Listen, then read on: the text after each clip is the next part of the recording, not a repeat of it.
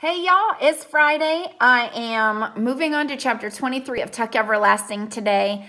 Yesterday we found out that Jesse had a plan. Well, actually, I take that back. Miles had a plan for how to get May out of the jail in Tree Gap. And Winnie took it upon herself to say that she wanted to help because the Tucks wouldn't be in the situation that they are in right now if it weren't for Winnie, which is kind of true, actually. If it weren't for her asking to drink the water when she saw Jesse, then this would all have been for nothing. May would still be at home, probably with the boys, relaxing, and now she's in jail and things have completely changed for the family. So since Winnie is playing an important part in her being in jail, she's decided that she wants to go ahead and help the family out as much as she can. So the idea is that May is sitting in jail. Miles is going to go to her jail window. So this would be on the outside of the jailhouse. He's going to take the window out of the jailhouse wall. May is then going to climb out the window. Now remember, May has been described by Natalie Babbitt as a great potato of a woman. So this should be kind of interesting. But she's going to climb out the window, and then the plan is for Winnie to climb into the window, go into the jail cell, cover herself up with blankets and kind of make herself look bigger so that Jesse, Miles, Tuck, and May can then escape without the constable being hot on their trail, so to speak. So it gives them time to get away and not be found because the constable won't even realize that she's missing because supposedly Winnie will be in her place and the constable will be none the wiser. So we're moving on to chapter, and gosh, we can't forget about Jesse's little bottle of water that he left with Winnie, saying, when you turn 17, drink the water. Now you don't have to find the spring. I've basically brought the spring to you. So here we go, chapter 23. It was the longest day, mindless hot, unspeakable hot, too hot to move or even think. The countryside, the village of Tree Gap, the wood, all lay defeated. Nothing stirred. The sun was a ponderous circle without edges, a roar without a sound, a blazing glare, so thorough and remorseless that even the Foster's parlor, with curtains drawn, it seemed an actual presence. You could not shut it out. So this is a hot August day. Winnie's mother and grandmother sat plaintive all afternoon in the parlor, fanning themselves and sipping lemonade, their hair unsettled and their knees loose. It was totally unlike them, this lapse from gentility, and it made them much more interesting. But Winnie didn't stay with them. Instead, she took her own brimming glass to her room and sat in her little rocker by the window. Once she had hidden Jesse's bottle in a bureau drawer, there was nothing to do but wait. In the hall outside her room, the grandfather's clock ticked deliberately, unimpressed with anyone's impatience, and Winnie found herself rocking to its rhythm, forward, back, tick-tock, tick-tock. She tried to read, but it was so quiet that she could not concentrate, and so she was glad when at last it was time for supper. It was something to do, though none of them could manage more than a nibble. But later, when Winnie went out again to the fence, she saw that the sky was changing. It was not so much clouding up as thickening somehow. From every direction at once, the blank blue gone to haze, and then as the sun sank reluctantly behind the treetops, the haze hardened to a brilliant brownish yellow. In the wood, the leaves turned underside up, giving the trees a silvery cast. The air was noticeably heavier. It pressed on Winnie's chest and made her breathing difficult. She turned and went back into the cottage.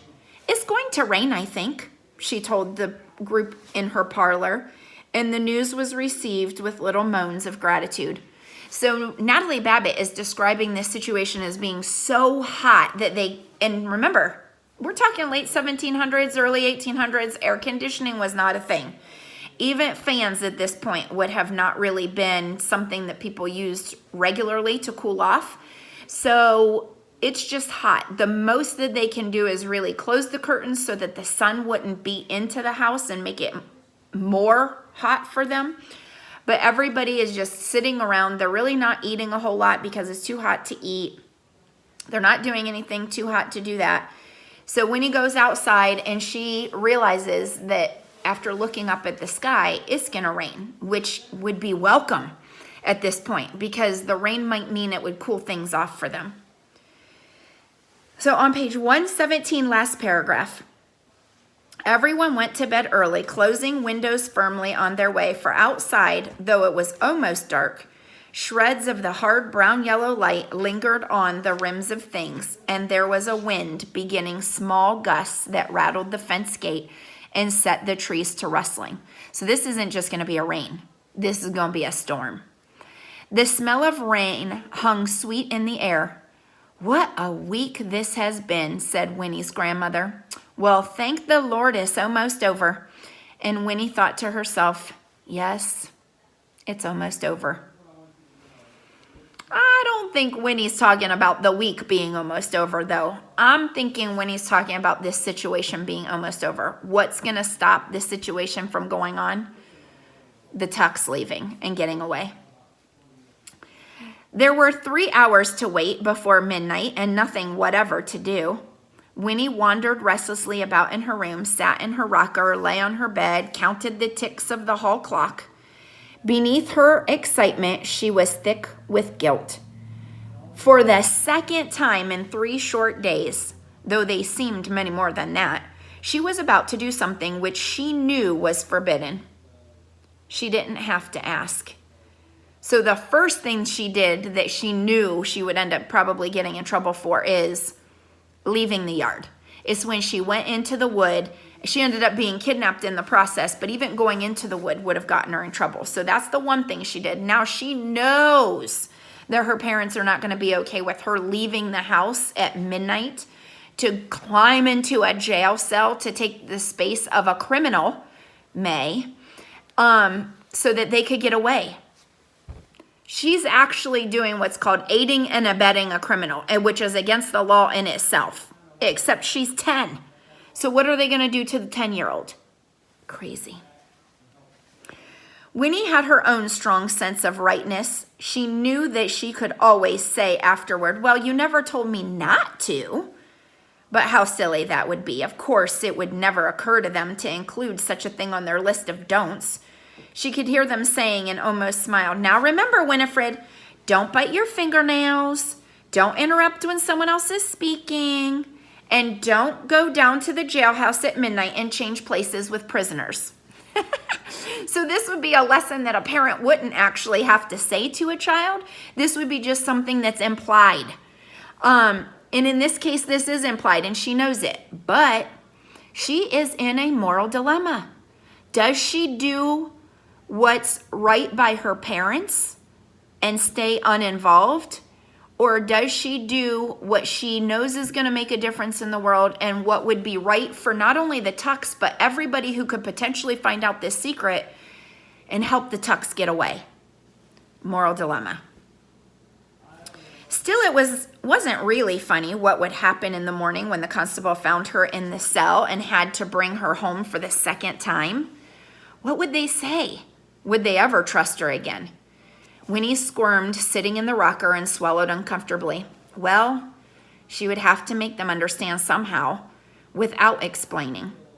The hall clock chimed 11. Outside, the wind had stopped. Everything, it seemed, was waiting.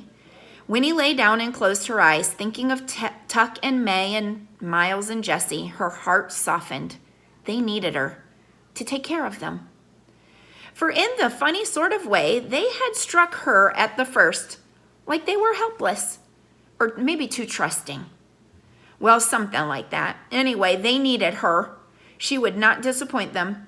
May would go free. No one would have to find out. Winnie would not have to find out that May could not, But Winnie blocked the picture from her mind, the horror that would prove this secret.